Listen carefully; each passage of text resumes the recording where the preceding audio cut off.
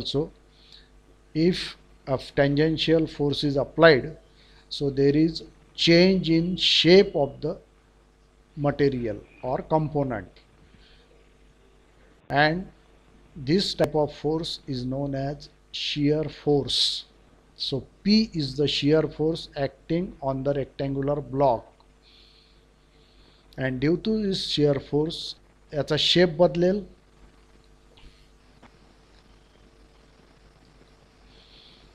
या ब्लॉकचा शेप बदलेल. It will be converted into parallelogram, आणि तो शेप जो बदलतो त्या बदलण्याचं मेजरमेंट इथे दाखवलेलं आहे five. This is non as angle of distortion और shear strain. So this is shear strain.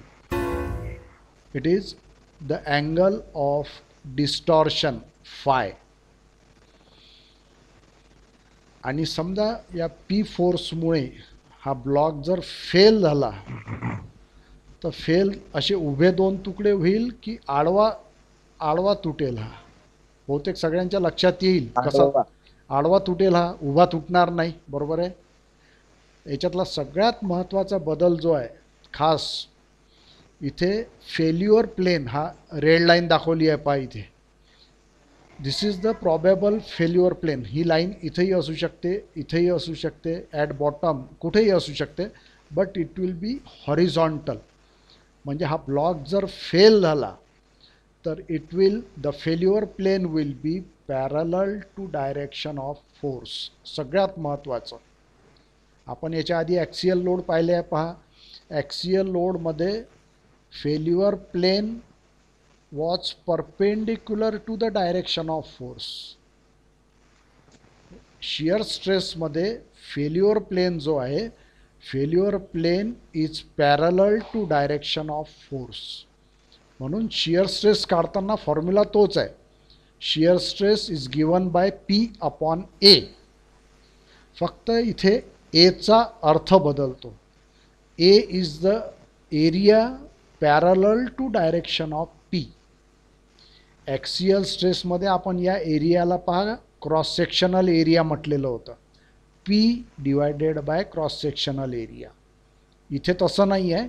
इथे P divided bye parallel area आहे, क्रॉस सेक्शनल नाही आहे.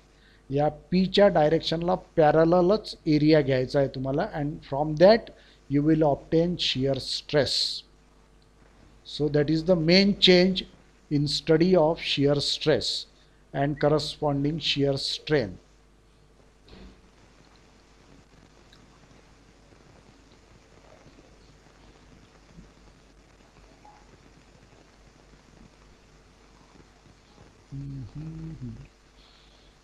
So shear force which is tangential to the surface. पहा tangential आहे, सरफेसला tangential force P लावलेला आहे.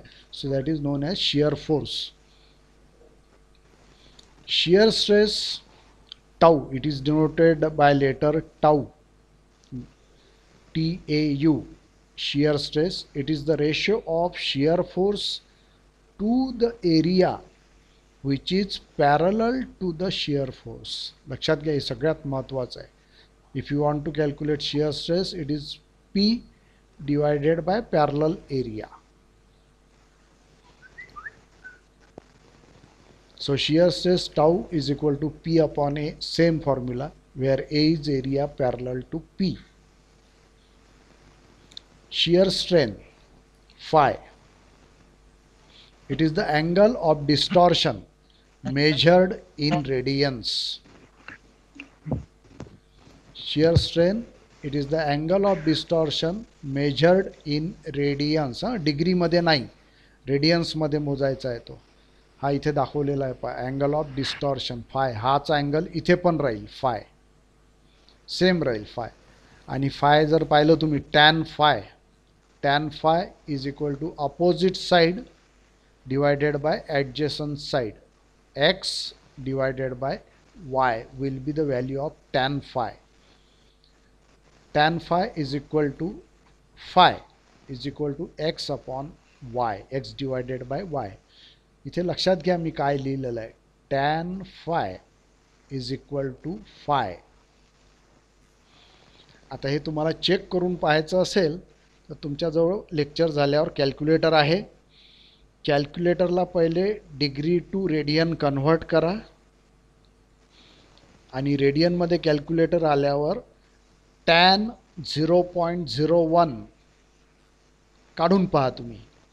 तुम्ही जर कॅल्क्युलेटरवर टॅन 0.01 कॅल्क्युलेट करून पाहिलं तर तुम्हाला ती व्हॅल्यू 0.01च मिळेल जवळपास.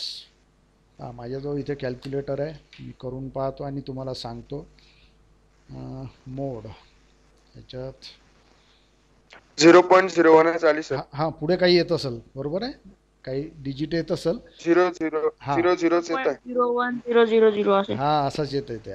म्हणजे थोडक्यात मला सांगायचं काय आहे, if a angle is very small and if it is measured in radians then for very small angle tan phi is equal to phi. म्हणजे त्याचा टॅन काढायची गरज नाही आहे, फाय म्हणजेच टॅन फाय आहे. So tan phi is equal to phi is equal to x upon y. म्हणून इथे शिअर स्ट्रेंथ फायनी दाखवतात, टॅन फायनी नाही दाखवत, कारण की ते अँगल ऑफ डिस्टॉर्शन एकदम कमी असतो, खूप कमी अँगल असतो तो रेडियनमध्ये. मग अजून कमी येतो तो, कारण की पाय रेडियन 3.14 म्हणजे 180 डिग्री येते.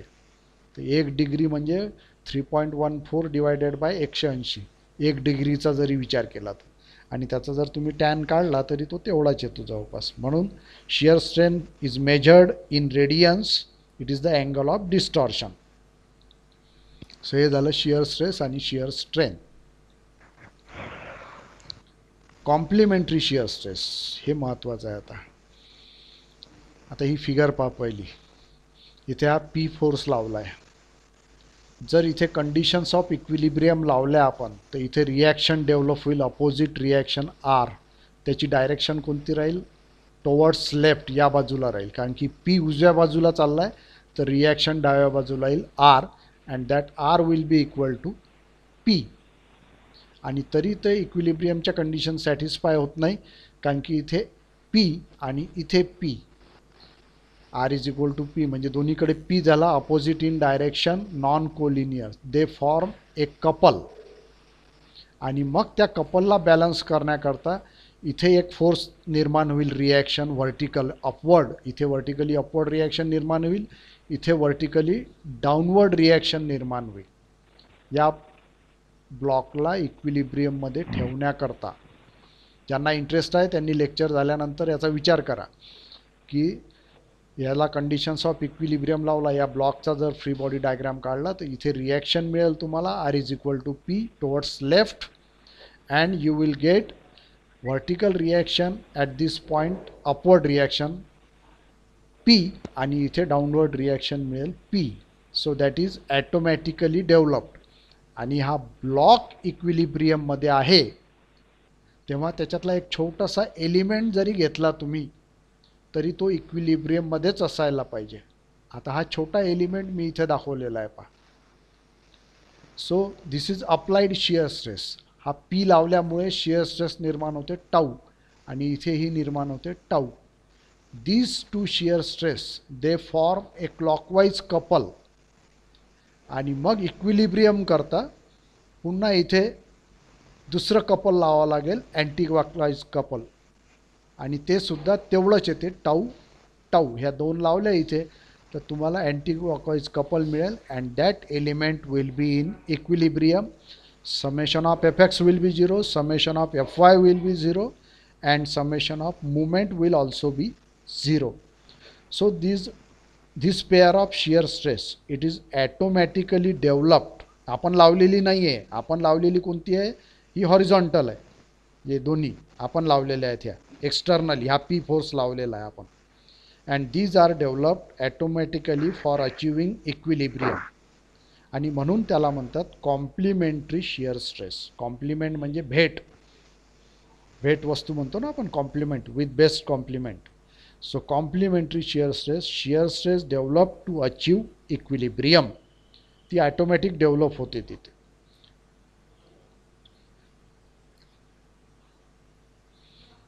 हां, modulus of rigidity denoted by C G or N यापैकी कुठलंही लेटर वापरले जाते मॉड्युलस ऑफ रिजिडिटीसाठी.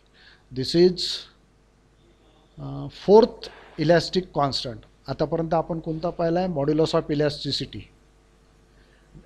पॉयसन्स रेशो आणि बल्क मॉड्युलस पाहिला आहे. हे 3 आपण ऑलरेडी पाहिलेले आहेत. आता हा चौथा आहे modulus of rigidity. It is elastic constant. Within the elastic limit of the material the ratio of shear stress to the corresponding shear strain remains constant for a particular material. This constant is known as modulus of rigidity. जसं आपण modulus of elasticity पाहिलं, axial stress divided by linear strain, तसाच हा आहे C is equal to G is equal to N is equal to tau shear stress divided by phi shear strain. फक्त लक्षात घ्या इथे this phi should be in radians आणि म्हणून याचं युनिट तेच राहील MPa or newton per mm². So this is fourth elastic constant modulus of rigidity. आता या शियर स्ट्रेसमध्ये हा एक प्रकार आहे पंचिंग शियर, ज्याचे प्रॉब्लेम तुम्हाला एक्झाममध्ये येतात. Punching shear force. It is the force required to punch a hole in the plate. The magnitude of this force depends on ultimate shear strength of plate. ज्या प्लेटमध्ये छिद्र करायचं आहे त्या प्लेटची ultimate shear strength, thickness of plate and perimeter of hole. लक्षात घ्या perimeter of hole.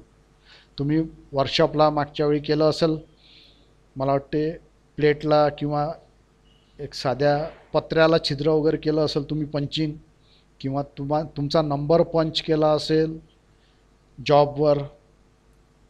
केला आहे का वर्कशॉपमध्ये पंचिंग? Yes sir. हां. So it is related to that punching. किंवा आपण कागदाला छिद्र करण्याकरता पंचिंग मशीन वापरतो. That is punching shear force. ती पंचिंग मशीन कशी असते पाहून घ्याल बारकाईने. तो पंच असतो जो कागदाला छिद्र करतो. Punching shear force is the force required to punch a hole in the plate. हे महत्त्वाचं आहे. The magnitude of this force depends on ultimate shear strength of plate, thickness of plate and perimeter of hole. कारण की hole जेव्हा drill करतो आपण प्लेटमध्ये, समजा आपण सर्क्युलर होल ड्रिल केला तर प्लेट फेल कशी होईल? प्लेट या सर्कम्फरन्सवर फेल होऊन राहिली आहे. हा मधातला पीस निघून जाईल. प्लेटचा आणि या सर्क्युलर पीसचा संबंध काय? हा पेरीमीटर, सर्कम्फरन्स. म्हणून इथे आपल्याला जो एरिया घ्यायचा असतो तो सर्कम्फरन्शियल एरिया घ्यायचा असतो. पहा, P is given bye tau shear stress. इथे फक्त ही जी शियर स्ट्रेस असते ती अल्टिमेट शियर स्ट्रेंथ असते, म्हणजे maximum, multiplied by A, where A is parallel to P. Shear स्ट्रेसचं बेसिक तुम्हाला सांगितलेलंच आहे. या P आणि A मध्ये काय रिलेशन असते? एकमेकाला parallel. That is circumferential area of hole. म्हणजे सर्कम्फरन्शियल एरिया काय येईल? या होलचा सर्कम्फरन्स म्हणजे πd किंवा 2πr multiplied by thickness. Thickness म्हणजे जे तुम्हाला डायमीटर दिसत आहे त्याला परपेंडिक्युलर, प्लेनमध्ये नाही, प्लेनला परपेंडिक्युलर त्या प्लेटचा thickness. That will be the failure area. समजा तो रेक्टँग्युलर होल असेल तर या रेक्टँग्युलर होलचं पेरीमीटर काय येईल? B plus D plus B plus D, म्हणजे 2B plus 2D will be the perimeter of this hole. आणि नंतर थिकनेसचा प्लेटनी मल्टिप्लाय करावं लागेल. एरिया म्हणजे आपल्याला mm² पाहिजे. हे पेरीमीटर जे मिळते ते मध्ये मिळते आणि प्लेटचा थिकनेस मध्ये. या दोघांचा गुणाकार केला तर तुम्हाला सर्कम्फरन्शियल एरिया ऑफ होल मिळतो. So for circular hole A is equal to πd multiplied by TP. TP म्हणजे थिकनेस ऑफ प्लेट, ज्या प्लेटमध्ये आपल्याला छिद्र करायचं आहे ती. πd किंवा इथे तुम्ही दुसरा फॉर्म्युला वापरू शकता 2πr. 2 pi r म्हणजे circumference multiplied by thickness of plate, that will be the circumferential area of circular hole. For rectangular hole, A is equal to 2 multiplied by B plus D, कारण की याला 4 बाजू आहेत, चारी बाजूची बेरीज 2 multiplied by B plus D multiplied by TP, हे common आहे TP, thickness of plate. Punching rod is used to punch the hole is subjected to compressive stress. लक्षात घ्या, आपण ही प्लेट फेल होते शिअरनी, आणि याच्या हे छिद्र पाडण्याकरता जो आपण वरतून पंच घेऊन त्याच्यावर हातोडा मारू किंवा हायड्रॉलिक मशीननी प्रेस करू, काहीतरी करता येते. बारीक छिद्र असेल तर हातोडा मारून करता येते. हे होल मोठं असेल किंवा प्लेटचा थिकनेस जास्त असेल तर तुम्हाला हायड्रॉलिक मशीननी सुद्धा पंच करता येते. तर ते जे काही करायचं असेल तर तो that punch is subjected to compressive stress and is given by sigma is equal to P divided by A C. A C म्हणजे त्या पंचचा cross sectional area, where A C is cross sectional area of punch, that is area of hole. म्हणजे हा एवढं circular hole करायचं आहे तर पंचसुद्धा असाच लागेल या डायमीटरचा, म्हणजेच हे छिद्र होईल. तर हा पूर्ण एरिया जो आहे that will be the area of hole. So A C is equal to pi D square upon 4 for circular and A C is equal to B D. B D म्हणजे या रेक्टँगलचा cross sectional area, B D for rectangular hole. लक्षात घ्या, या पंचिंगच्या प्रॉब्लेममध्ये 2 असतात. हा जो फोर्स स्ट्रेस काढायची असते पंचमध्ये त्याच्याकरता एरिया वेगळा घ्यावा लागतो, आणि जर शिअरवरून करायचं असेल तर त्याचा एरिया काय आहे, P is equal to tau into A. इथे हा एरिया सर्कम्फरन्शियल एरिया आहे, हा एरिया किंवा हा. आणि कॉम्प्रेसिव्ह स्ट्रेस काढण्याकरता आपल्याला क्रॉस सेक्शनल एरिया घ्यायचा असतो ॲज युजल, आधी पाहिलं त्याप्रमाणे.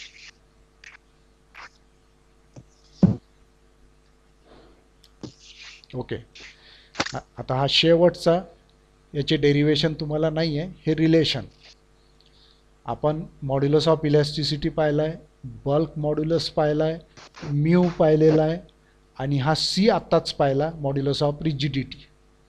तर याचे एकमेकासोबतचे रिलेशन इथे दिलेलं आहे फॉर्म्युले.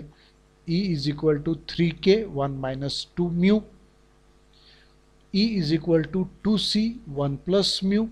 हे 2 महत्त्वाचे. आता या 2 वरून हा तिसरा तयार झालेला आहे, कारण की हाई ई इज इक्वल टू आहे, हाई ई इज इक्वल टू, हे 2 इक्वल आहेत. 3K 1 minus 2 mu is equal to 2C 1 plus mu. म्हणजे हे रिलेशन कशातलं मिळालं तुम्हाला, के, म्यू आणि सी मधलं. असंच अजून एक फॉर्म्युला तयार होतो, तो मी दिलेला नाही इथे, काही काम पडत नाही त्याचं.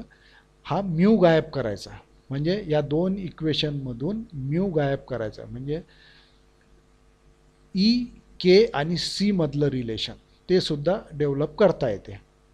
महत्त्वाचे हे 2 आहे basic relations. E is equal to 3K 1 minus 2 mu, E is equal to 2C 1 plus mu. या रिलेशनवर बरेचदा पेपरमध्ये प्रॉब्लेम येतात. So all these are elastic constants, आणि ते त्याच्यातले रिलेशन आहेत. सो इथं आपला हा स्ट्रेस स्ट्रेनचा कंप्लीट थिअरी पार्ट संपलेला आहे. सो काही राहिलेले प्रॉब्लेम आपण याचे पाहून घेऊ शिअरचे.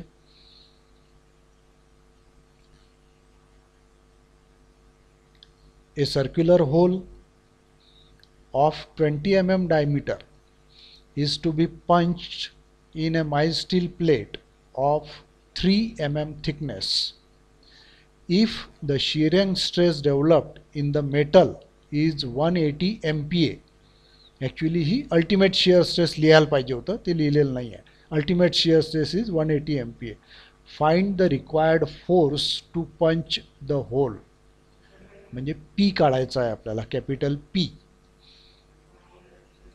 Diameter 20 mm, thickness of plate 3 mm, ultimate shearing strength 180 MPa, म्हणजेच newton per mm square. Tau. Shearing area of plate, A is equal to circumference of hole multiplied by thickness of plate. A is equal to circumference pi d into TP thickness. So pi multiplied by 20, diameter दिलेला आहे वरती problem मध्ये, multiplied by 3. तर हा failure area झाला. This is the failure area circumferential. So shearing force P is equal to tau multiplied by area, 180 into 188.5. So it is 33929.2 Newton, or you can say 33.93 kilonewton. Kilonewton मध्ये convert करता येते त्याला. So this is simple problem on punching shear. याच्यातच पुढे आपण करू शकतो find the stress in पंच. तर स्ट्रेस इन पंच काढायचं असतं तर काय केलं असतं, हा पी घेतला असता divided by cross sectional area पाय डी स्क्वेअर अपॉन 4. तुम्हाला स्ट्रेस इन पंच मिळाली असते आणि ती या 180 पेक्षा खूप जास्त येते. हा पुढचा प्रॉब्लेम. टाइप ऑफ होल बदलवलेला आहे. A square hole of 10 mm side is to be punched in a mild steel plate of 8 mm thickness.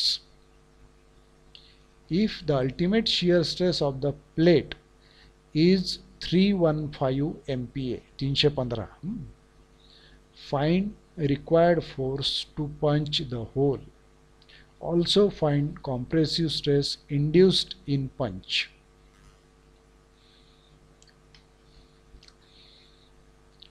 mm thickness of plate 8 mm, ultimate shearing stress 315 MPa.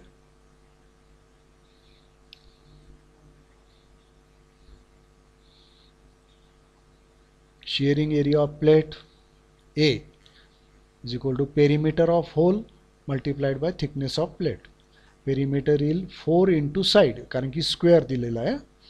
4 into side into thickness of plate. 4 into 10 multiplied by 8, 320 mm square. So this is failure circumferential area, 320 mm square. Now from this area you can find P, tau multiplied by A, 315 multiplied by 320. 320 काय झालं, हां 320 failure area and 315 is given. Ultimate shear stress 315 MPa. So it is 100,800 Newton, 100.8 kilonewton. हा P काढला. आता याच्यावरून तुम्हाला compressive stress काढता येईल.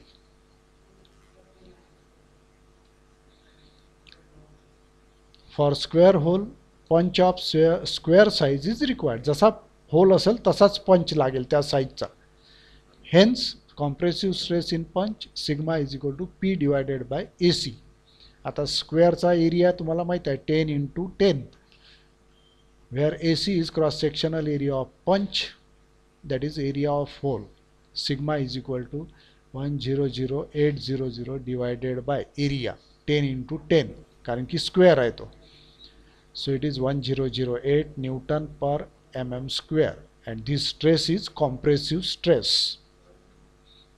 Okay, so these are the simple problems on punching shear.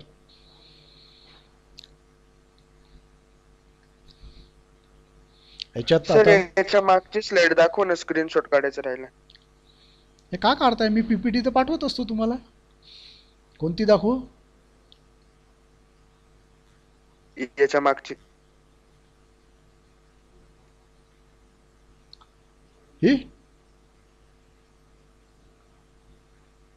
Yes sir, thank you. Okay, बाकी झालं पुढचं?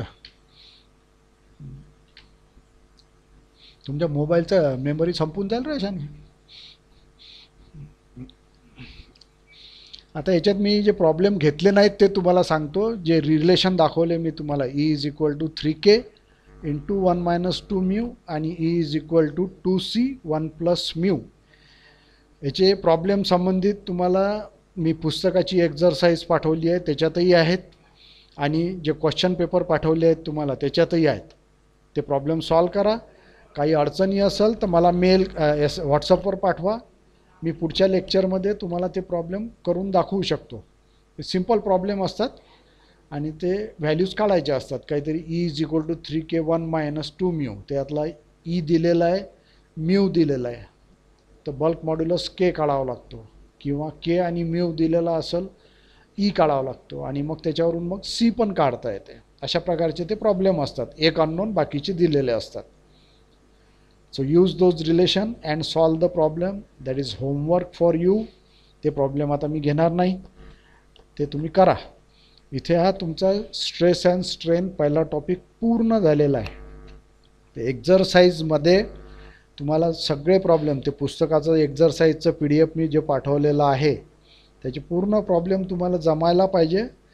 फक्त त्याच्यामध्ये जे प्रॉब्लेम तुम्हाला करायचे नाही आहे ते टेम्परेचर स्ट्रेसशी संबंधित कंपोजिट बारचे प्रॉब्लेम आहे त्याच्यामध्ये, ते तुम्हाला करायचे नाही आहेत.